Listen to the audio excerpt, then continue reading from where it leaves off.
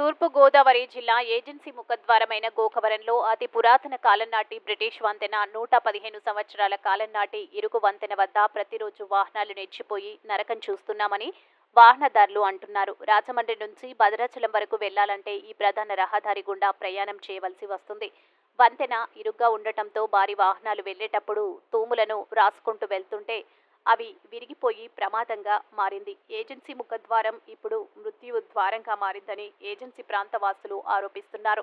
సంబంధిత అధికారులు వెంటనే చర్యలు తీసుకోకపోతే ప్రమాదాలు జరిగే అవకాశాలు ఉన్నాయని గ్రామ ప్రజలు అన్నారు.